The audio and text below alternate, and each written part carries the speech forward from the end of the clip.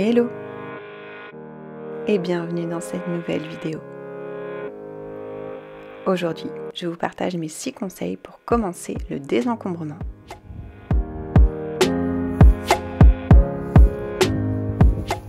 Ça y est, le printemps est là et ça fait beaucoup de bien. Ça me donne très envie d'aérer ma maison et de la désencombrer. Alors, je vous partage 6 conseils qui m'ont permis de commencer ce grand désencombrement.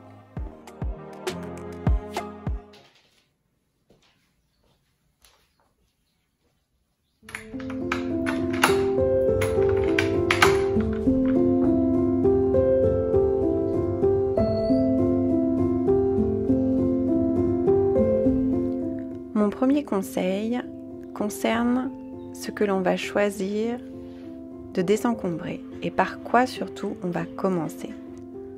Alors, il y a plusieurs techniques. Il y en a qui vont préférer commencer par le plus difficile, d'autres par le plus facile.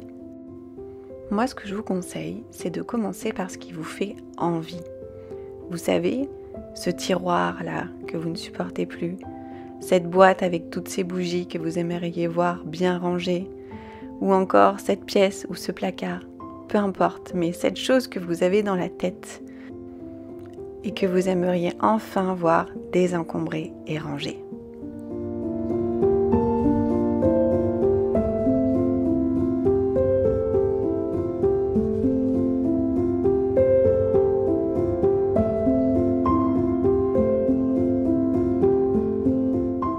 Si les vêtements ou les livres par exemple, c'est trop émotionnel pour vous, je ne pense pas que ce soit une bonne idée de commencer par cette catégorie. Car désencombrer, c'est pas forcément évident. Il va y avoir des choix à faire et ça peut être un peu inconfortable lorsque l'on commence. On a tendance à se focaliser sur toutes ces choses dont on se sépare, alors que l'important est de remettre justement le focus sur ces choses précieuses et essentielles que l'on garde. Mais au début, ça n'est pas facile. Alors commencer par une catégorie qui vous fait envie et qui n'est pas trop émotionnelle sera le plus simple pour passer à l'action. Parce que c'est ça en fait le plus important. C'est de trouver ce qui vous permet d'avoir cette impulsion et de commencer. Car une fois que ça sera fait, vous vous rendrez compte de tous les bienfaits que cela procure. Et après, vous ne pourrez plus vous arrêter.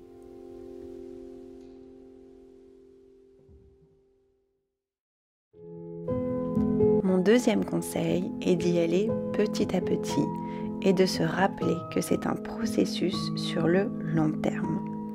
Le but est d'apprécier le chemin et pas de se faire du mal.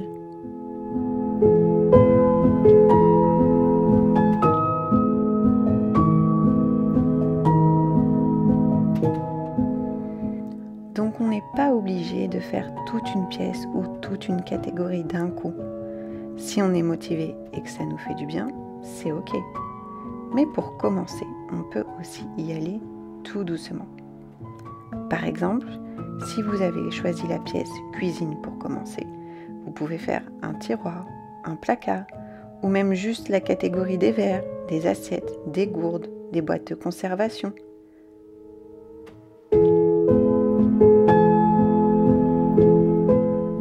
Par exemple, là je vous montre les images du désencombrement de mon placard d'entrée. Ça faisait très longtemps que j'avais envie de le faire. Au lieu de tout faire d'un coup, j'aurais pu simplement commencer par trier mes foulards, par exemple, ou mes chaussures, ou mes manteaux, ou l'étagère du haut. Vous pouvez faire par catégorie ou par section. C'est vraiment vous qui voyez en fonction de ce que vous ressentez et de ce qui vous fait envie. Mon troisième conseil est de bien suivre les 4 étapes indispensables au désencombrement. Vider, tout vider. Comme vous pouvez le voir, ça peut faire un peu peur, c'est normal, mais c'est indispensable. Puis trier entre ce que l'on jette, ce que l'on vend et ce que l'on donne. Et enfin, organiser, puis ranger.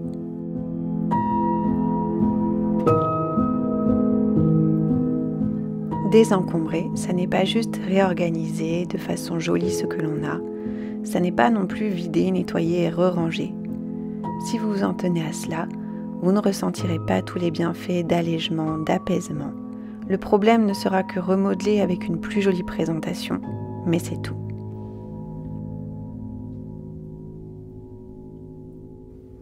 Désencombrer, c'est déjà prendre vraiment conscience de tout ce que l'on possède. C'est pour cela qu'il faut tout vider. Et cette étape peut être un petit choc.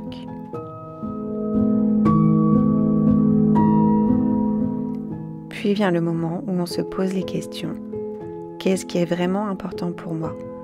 De quoi je me sers réellement ? Qu'est-ce qui me fait du bien ? En général, si vous ne vous êtes pas servi d'un objet ou si vous n'avez pas porté une affaire pendant un an, il est fort à parier que vous ne le ferez jamais.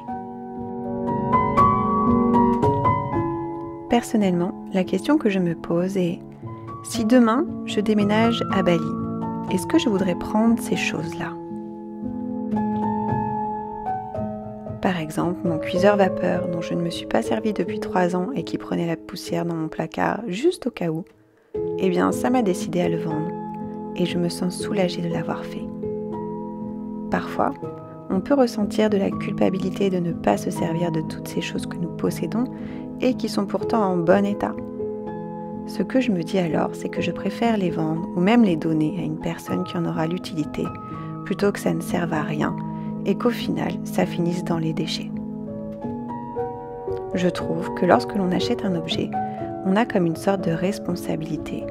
Donc soit on s'en sert, soit on trouve le moyen que ça serve à quelque chose et non que ça termine directement à la benne sans avoir servi.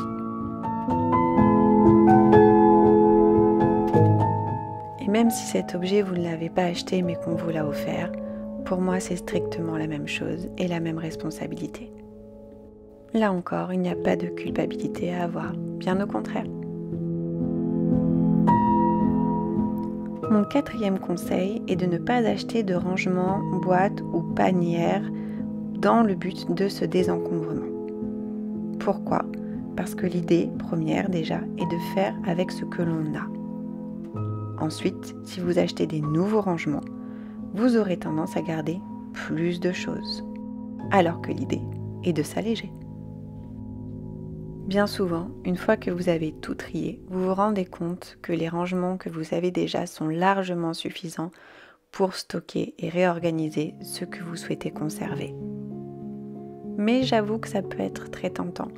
Moi, la première, l'idée de désencombrer me donnait l'envie d'acheter plein de nouveaux et beaux rangements pour que ça soit joli.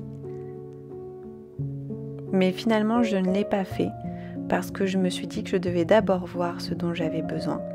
Et c'est comme cela que je me suis rendu compte que j'avais déjà tout ce dont j'avais besoin. Mon 5e conseil est d'apprécier le processus. Vous pouvez profiter de ce moment pour écouter de la musique, un podcast, ce livre audio que vous n'avez pas le temps de lire, plutôt que de rester sur le canapé à regarder la télé ou scroller sur les réseaux sociaux.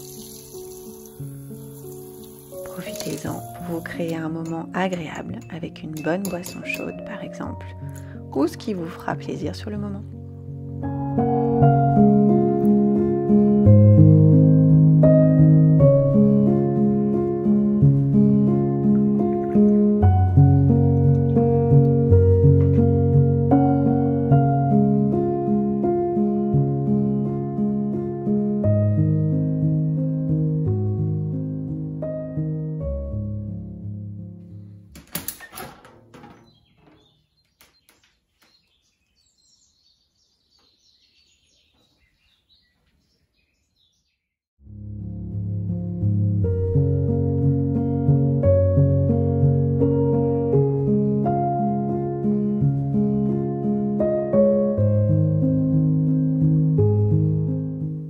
Enfin, mon dernier conseil est d'être doux avec vous-même. Je pense, et je suis en train d'expérimenter, que le désencombrement se fait en plusieurs vagues, au travers desquelles on peut aller de plus en plus en profondeur vers notre essentiel et ce qui compte le plus pour nous. Donc oui, quand vous allez commencer, Il y aura peut-être des biens, des choses que vous allez garder, alors que vous savez que vous ne vous en servirez pas. Eh bien, c'est ok. Encore une fois, c'est un processus sur le long terme qui prend du temps et qui est fait pour que l'on se sente mieux. On sort un peu de sa zone de confort, on stretch ses limites un peu plus loin, petit à petit. Et si vous n'êtes pas prêt pour cet objet, eh bien, vous le serez sûrement la prochaine fois.